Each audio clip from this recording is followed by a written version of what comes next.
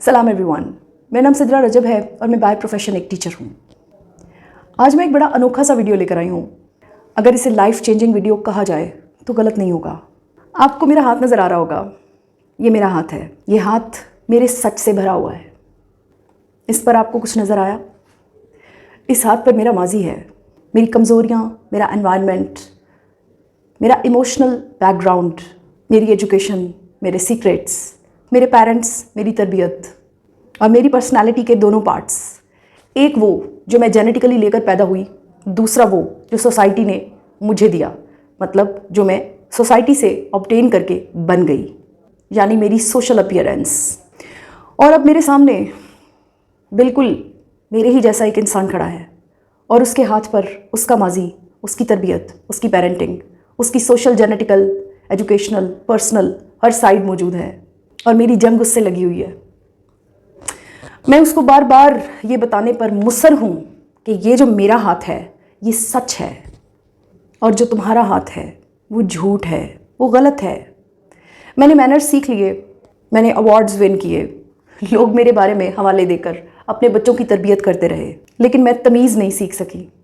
इतनी छोटी सी बात मैं नहीं सीख सकी कि जो हाथ मेरे पास है सच पर बेस्ड, मेरे बिलीफ्स, मेरे सच, मेरे होने की दलील, वही हाथ बिल्कुल मेरे सामने खड़े शख्स के पास भी है। उसने भी कुछ अवार्ड्स जीते होंगे, उसके भी कुछ मैनर्स होंगे, उसकी भी कोई डेस्टिनी होगी, उसका भी कोई पास्ट होगा, उसके भी कुछ सीक्रेट्स होंगे, उसके पेरेंट्स ने भी उसे अपनी तरफ से बेस्ट देकर बड़ा किया होगा। Viewers, I am ashamed of accepting it कि ये हाथों की जंग हमें कातिल बना रही है। हम अपने अकायद को लेकर कत्लो गारत करने पर तैयार भी हैं और कर भी रहे हैं। एक साल में कितनी बार हमारे सामने कभी किसी साइड से कभी किसी साइड से यही आवाज़ आती है कि अपने अकीदे को सच समझते हुए एक शख्स ने दूसरे शख्स को कत्ल कर दिया, क्योंकि दूसरा शख्स यकीनन झूठ है। मैं सिर्फ 12 साल की थी जब मार्केट में एक जगह जाते हुए एक खातून जो साड़ी में थी, यानी साड़ी पहने हुए थी, और वो हिंदू थी। मैंने उनको गौर से देखा, मेरा दिल किया मैं उनसे बातें करूं। मैं कुछ नहीं कर सकी, लेकिन जब मैं घर आई तो एक सवाल ढूंढ लाई थी कि मैं मुसलमान हूं और वो खातून जो साड़ी में है वो हिंदू, तो मेरे अकायद सच हैं और उनके झूठ क्यों, कैसे? Doesn't she pertain a past? Is she not having a right as I am having? ये सारे सवालात मेरे माजी को मेरी ग्रोथ के साथ साथ बड़ा करते रहे और मैंने अपने इन सवालों से बिल्कुल वैसा ही फेस किया जो कि मैं अपने क्वेश्चनिंग वाले वीडियो में एक्सप्लेन कर चुकी हूँ। आई विश आप लोग वो वीडियो भी देखें। मैंने लोगों को एक से दूसरे से नफरत करते हुए देखा सिर्फ इस बात की वजह से कि इसका अकीदा ठीक नहीं है, इसका यकीन, इसका बिलीफ खोटा है, गलत है, झूठ है, नकली है, नीच है। क्या हम इसे जहालत कह सकते हैं? कितना सिंपल और कितना थोड़ा सा वक्त लगता है ये फॉर्मूला डिटर्मिन करते हुए कि जो सच मेरे हाथ पे है बिल्कुल वैसा ही सच मेरे सामने खड़े शख्स के हाथ पे भी है। उसके अकीदे को मानना या अपना छोड़कर उसके पीछे लग जाना, ऐसा कोई इंटेंशन नहीं है मेरा, लेकिन करने का काम क्या था? थोड़ी सी इज्जत, वो इज्जत जो हम अपने लिए डिज़र्व करते हैं, वो इज्जत जो हमने अपने लिए डिमांड करते हैं, बिल्कुल वही इज्जत उससे बहुत कम करके, क्योंकि आप उसको इज्जत से खाना ना खिलाएं, आप उसको इज्जत से चंद बातें ना करें, सिर्फ गुजरते गुजरते उस पर नज़र पड़े तो एक अच्छा गुमान रख लें। उसके बारे में भी बिल्कुल वैसे ही सोचें जैसे अपने बारे में सोच रहे हैं। उसके भी पास्ट को मद्देनज़र रखते हुए, अपने भी पास्ट को मद्देनज़र रखते हुए जो सलूक खुद से करते हैं।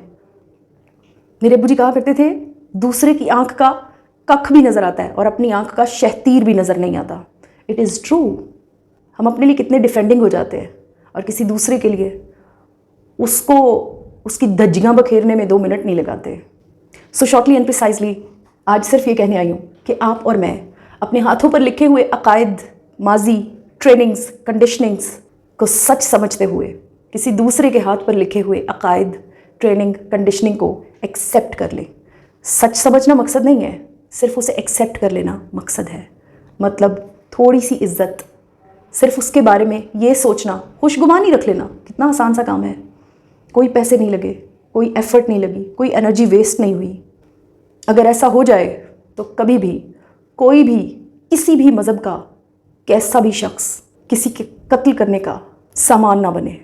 कोई मर्द, औरत, बच्चा, कोई इंसान किसी दूसरे इंसान से उसके अकायद पर झगड़े मत करे। एक छोटी सी बात पर यूनिवर्सिटी गोइंग लड़कों में झगड़ा होता है और एक बच्चा कत्ल हो जाता है और बाकी सारे कातिल। क्या ये सारी पेरेंटिंग की रीज़न नहीं है? क्या ये सारी कंडीशनिंग जो उनके दिमागों में भरी गई है, क्या उस सारी की जड़ यही नफ़रत नहीं है जो हम एक ही मज़हब के लोग होकर एक दूसरे से करते हैं? किसी दूसरे मज़हब की इज़्ज़त तो बहुत बड़ी बात है हम जैसी कौम के लिए।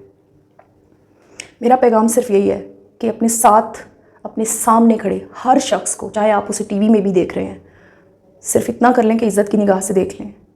ये कोई बड़ी बात नहीं है, it's not a big deal. अपने कीमती वक्त में से वक्त निकाल कर आप लोग मेरा वीडियो देखते हैं, इसके लिए मैं आपकी दिल से थैंकफुल हूँ। Thank you so much. Good bye.